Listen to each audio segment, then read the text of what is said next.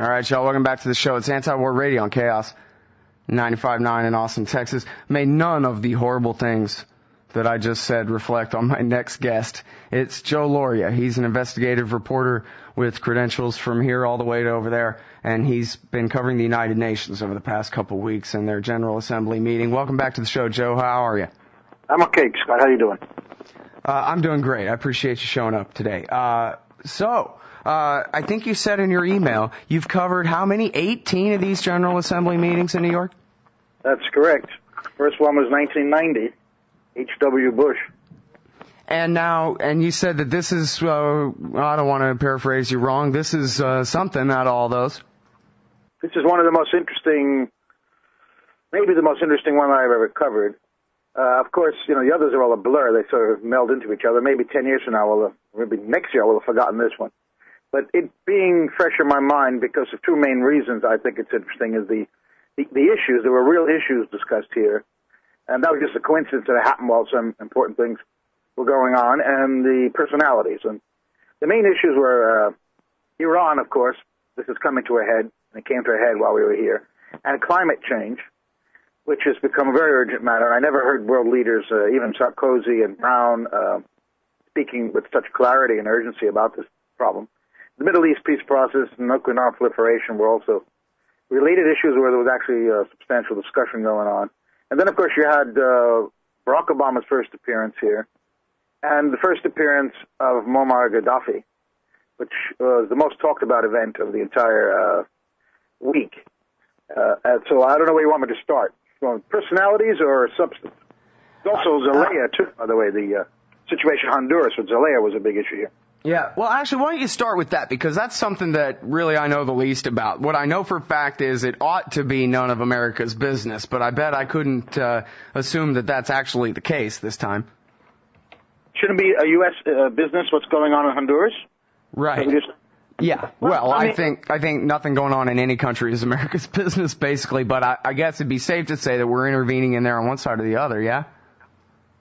Well, I mean, intervening is they're not intervening other than diplomatically, and I think that here's the issue. You had an elected president. His term is ending. He can't run again in January. He has talked about perhaps changing the Constitution so that the presidency can be extended. In other words, it's a term limit of one term to be extended. And he asked for a referendum to be held about whether the people would like to have a constitutional convention to discuss this, and not to change the law, not to have a constitutional convention, whether there was a popular desire for this.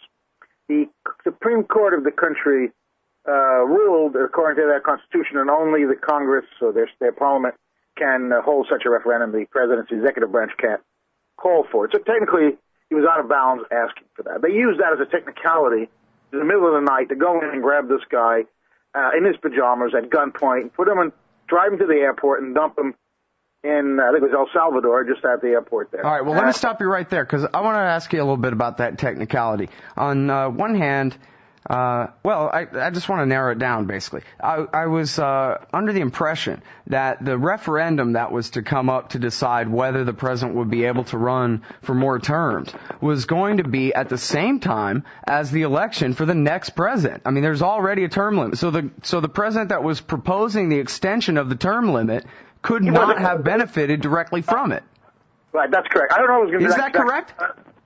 I'm not sure it's going to be the exact same time, but it is true that he himself was not going to run again. He wanted to just change it for a future president. That's what I understand. That's what he says anyway.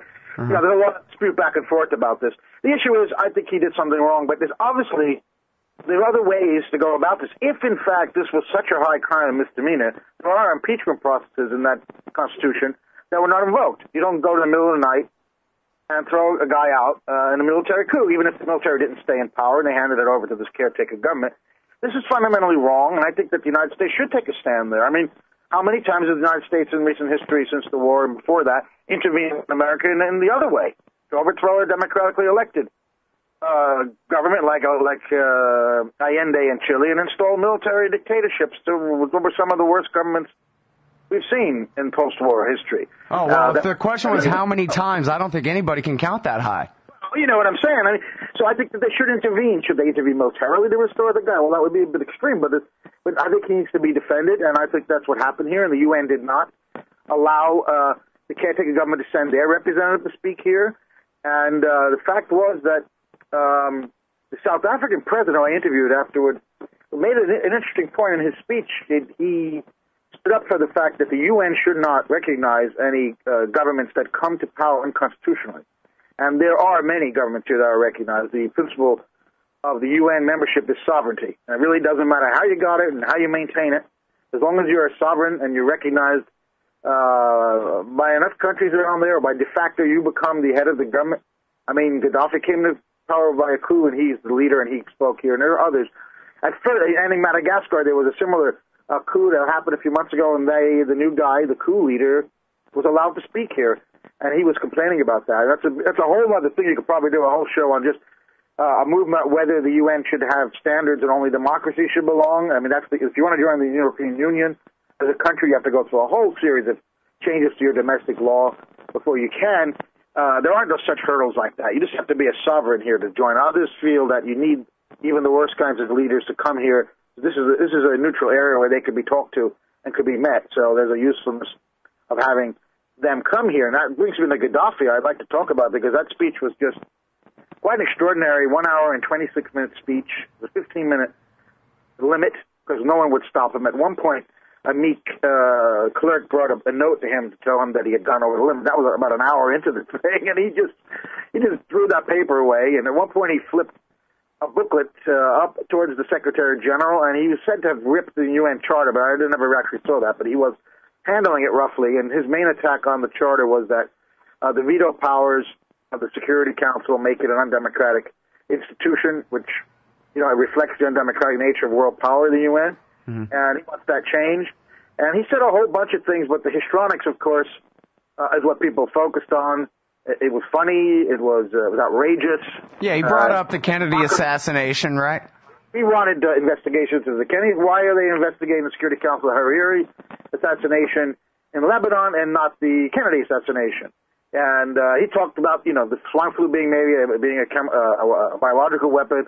So he said a few things that were out there, but he said things also that are historically true. They need to be heard, but are never going to be understood or listened to, because Gaddafi is completely dismissed as a madman. One example is he simply said that in history, Europeans have treated Jews a lot worse than Arabs have, and I think that if you look at the record, that has to be true, from the Inquisition to the Russian pogroms, certainly to Hitler.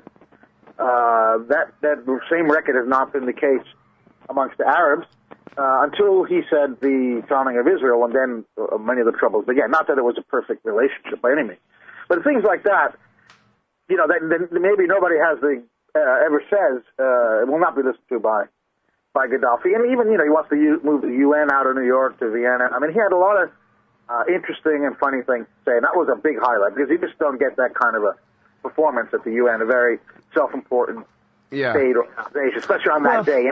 And it's kind of sad to me, Joe, that it takes Gaddafi, of all people, to get up there and, so-called speak truth to power or whatever. Is there nobody else? Right, he talked about him America. Or Ahmadinejad, a couple of villains in their own right, no matter what America's position against them is.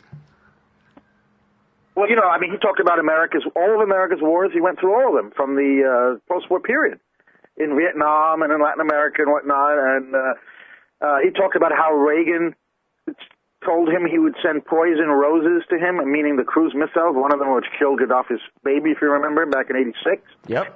And he also said that Obama could be president forever for as long as he's concerned, because he believes he'll go back to square one once he leaves.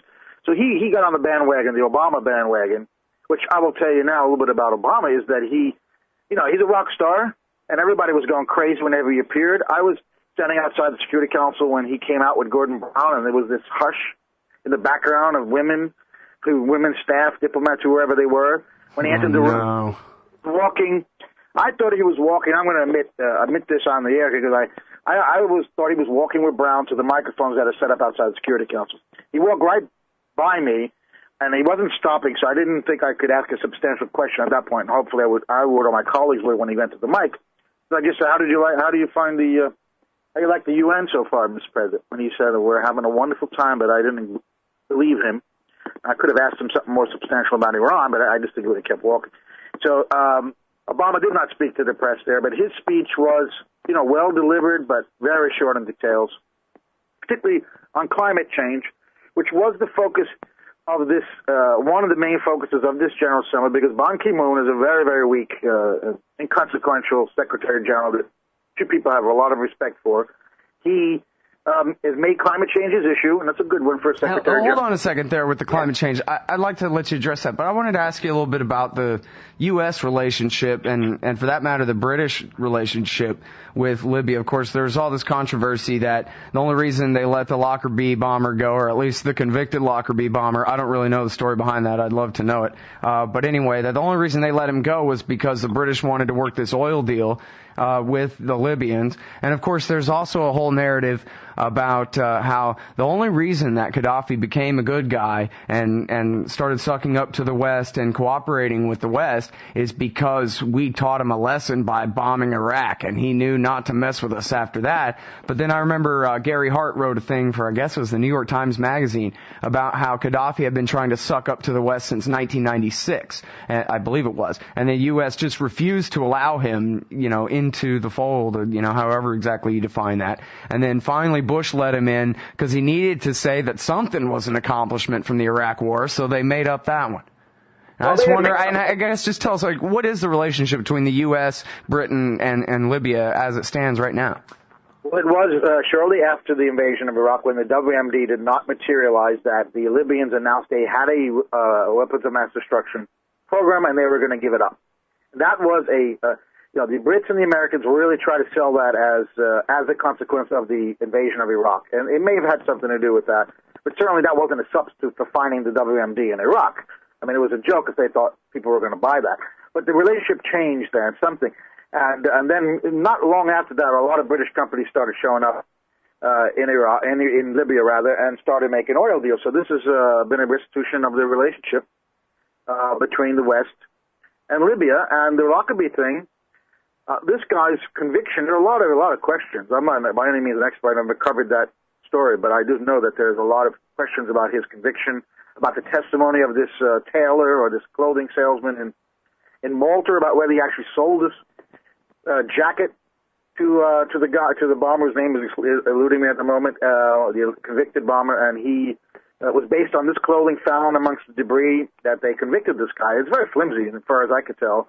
So maybe that was a politically driven conviction, and now it was a politically driven or economically driven release. But anyway, that was there was a big thing about whether Brown and Gaddafi would actually meet and shake hands. They were supposed to meet in the Security Council the next day when Obama chaired a Security Council meeting about nonproliferation. But he just flew home that night, Gaddafi. He had it here at the UN. He didn't want to stay. The whole thing with his tent, which became a sideshow, where he pitched his tent, Well, now, before we get to climate change, let me ask you one more thing, too, I want to get your opinion on the form of the thing. You mentioned that Gaddafi railed against the Security Council and their veto power, which basically that's the allies from the end of World War II, and I guess they have a rotating member or whatever. And if they vote no, then that's vetoing the plans of the rest. So, there's that, but also, I mean, isn't basically the form of the UN, I mean, all the baby blue and everything else aside, basically what it is it's kind of a global, a delegation of the war power, of the superpower, or at least the major powers on Earth, to this international council. That's what the Security Council is. They're the only ones who can legalize starting a war. And we saw the Bush administration go through the whole charade of at least trying to get the Security Council to authorize his invasion of Iraq. And I just wonder, would the invasion of Iraq been any better if just because France and Russia and Germany agreed about it or something? Or, is it legitimate to have that kind of authority delegated to something like the United Nations, where France and Russia and America agree they can start a war against some helpless country like Iraq, for example? Well, yes, I think just in virtue of what you said, that there are 5 countries having to decide is better than one. If one can unilaterally invade and occupy a nation, well, that's the kind of thing they wanted to do away with. Stop Hitler marching into Poland, for example. Yeah, but then again, they use resolutions like, say, 1441 as the excuse to go ahead and start the war. Saddam Hussein is in violation of UN resolutions. Even though the Security Council didn't vote for the war on the second vote, they still were the tripwire for the war, in a sense, weren't they? No. What you had was, what Kofi Annan said and got a lot of trouble, is an illegal war. Illegal in the sense of international law, which there's no way to really enforce. So the United States, Colin Powell wanted that resolution. Cheney didn't, because he knew they weren't going to get it. I don't think Rumsfeld was too keen on it. They came here and they failed. They did whatever they wanted anyway. That's the issue here. It wasn't true that Britain and that France and Germany and Russia opposed that war. It was very important because they knew this was going to be a huge mistake. They also had their own interests in that country with Saddam as well, but they did not approve it. And the U.S. went and did whatever the hell they wanted anyway. That's a problem for the UN. It's a problem for the world. It became a problem for the United States occupying this country. Mm-hmm. And they listened. Things may have been different, but anyway, that's the reason for having that. And this is exactly what Gaddafi brought up, that the security, that a lot of the American wars, like Vietnam, whatnot, all the Latin American interventions were illegal because the Security Council never authorized any of these operations. So what good is the UN? I mean, that's the question. It's always debated here. Does it? It does a lot of good in a lot of areas. We could talk for hours about the things it does: humanitarian work, postal union, and aviation, and all the things that are hidden that the UN does, has done, that's given to the world that people don't appreciate. But as far as that, the war-making power, you're right. Those 5 countries can block or authorize a military intervention. For example, the first Gulf War, 91, was authorized by the Security Council. It was only Yemen and Cuba, 2 non-permanent members, that opposed. And so the first Bush Senior had the imprimatur, the fig leaf, the authority the UN gave him to get Saddam out of Kuwait because Saddam had unilaterally invaded another country, which was against the charter. So it was hard to argue against that. But that's exactly what Bush then Bush's son did to Iraq, unilaterally invaded a country. Yeah, I think you really are onto something when you use the term fig leaf there, because it seems like this is especially how moderate so-called democratic types can get on board for the war, is by making it a baby blue humanitarian mission and this kind of thing, and it becomes the American empire is not the American empire. It's the global community of friendship.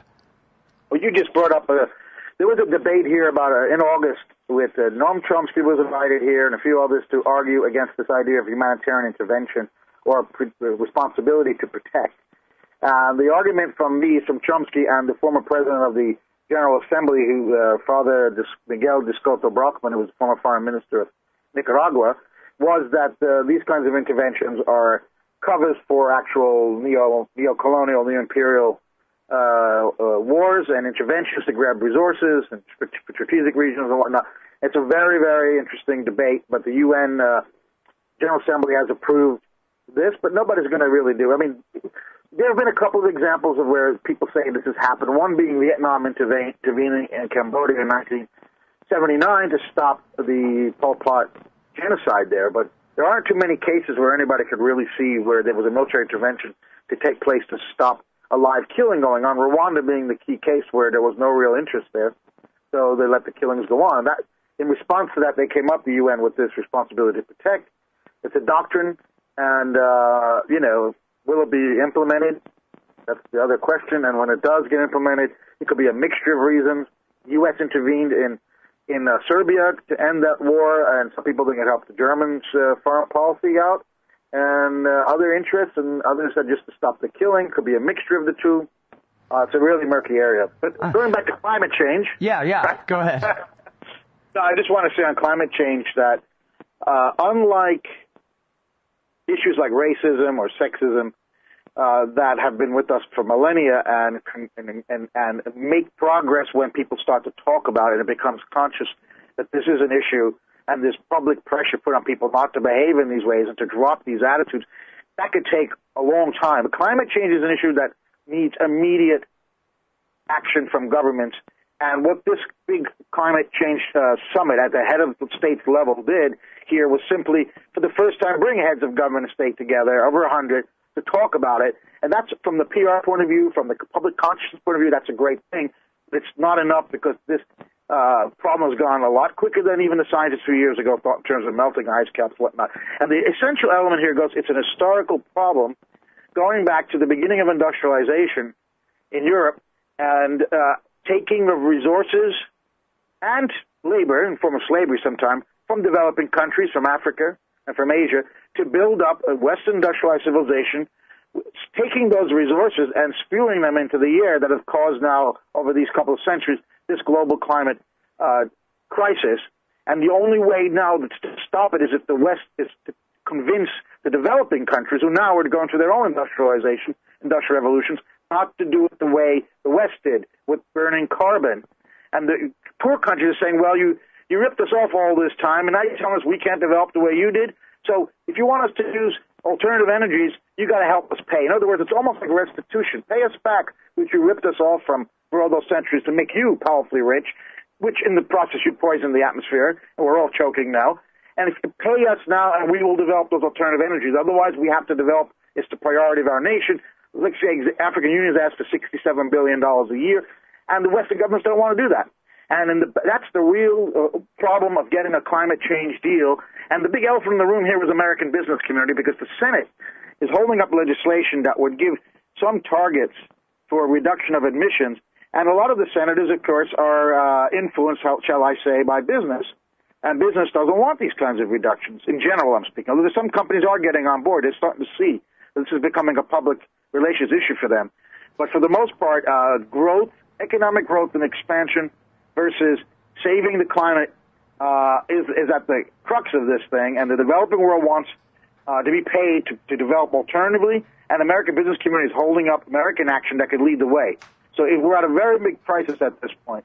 And I have to say, people like Sarkozy made a really strong speech, and Brown, about the urgency of dealing with this matter, even more so than Obama. Obama really didn't come forward as strong as he should have, I thought, on the climate. Those are the big issues that we had here at the UN. Let me ask you this, though, seriously, because I have a real concern about this, which is you turn anything over to politicians, they're going to do something evil. And I never did really know all the details, but wasn't it the case that the old Kyoto Treaty wanted to basically create a new currency that would be traded among governments and among giant corporations, multinational corporations, these pollution credits? And so, I mean, this sounds to me like an absolute nightmare, no matter whether you're a regular person in America or whether you're a regular person in Zimbabwe. Look, there's been many people in governments coming up with different proposals to try to solve this thing. That may have been one of them. I don't really remember that part of it, frankly. And the Kyoto Treaty is expiring, and it needs to be replaced in 2012. And that's why they're having this big summit in Copenhagen to try to get a new treaty. And this meeting at the UN was to try to help bring that about. It doesn't look like it's going to happen. But I mean, how to solve this thing it's very, very urgent. And, the other urgent issue we're going to talk about is Iran. And the foreign ministers met of the permanent members and met ahead of this meeting that happened in Geneva today, where the Iranians apparently have agreed to talk again, and they may cut some of their own enrichment production and buy more foreign enriched fuel for civilian reactors. And this could be a big breakthrough. But the Iranians are playing a lot of games about their program and with the IAEA, whether they can come and inspect what they can do or not. So this is a huge crisis that is boiling, and it could get ugly in the next year or so if there isn't some kind of diplomatic solution here in terms of military action. Well, we've been covering this in depth on the show. We had Gareth Porter on in the first hour today and talked with Scott Ritter about it the day before yesterday. And it seems to me, as Scott Ritter said, to be a tempest in a teapot. They're talking about what is in fact not even really a technical violation of a small subsection of their subsidiary agreements and so forth. But in the word, when these facts come out of the mouths of Western leaders, they turn out completely different. Talking about this new facility that was discovered in the mountain in Qom, that was not a violation of the Right, because the 3.1, the subsidiary agreement 3.1 that everybody is crying they violated, first of all, it's just a technical issue. It's not a matter of obstructing the IAEA's ability to verify the non-diversion of nuclear material. But secondly, their parliament never ratified, most importantly really, their parliament never ratified the additional protocol or the subsidiary agreements. They voluntarily went along with the additional protocol during good faith negotiations, as they were called, with Britain, France, and Germany. And then they actually made a great offer, I think something along the lines of what you just mentioned of, maybe having the fuel enriched in Europe and brought in even. They were willing to compromise that far, and the E3 never responded. So due to pressure by Rice and John Bolton. So therefore, they withdrew from stopped complying with the additional protocol, which was only good faith measure and which was never ratified by their parliament. So it's not binding. And so they're under the regular Safeguards Agreement, which says they have 6 months before they introduce any nuclear material to declare it. And that's what they did.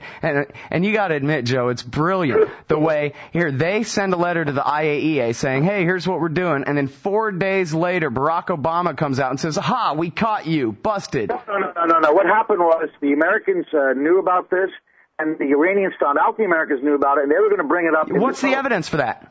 Hold on a minute. Well, I just got sources that have told me that I believe, and therefore, I have other things that I'm working on. I could tell you, maybe I even know how the Americans found out about it weeks ago.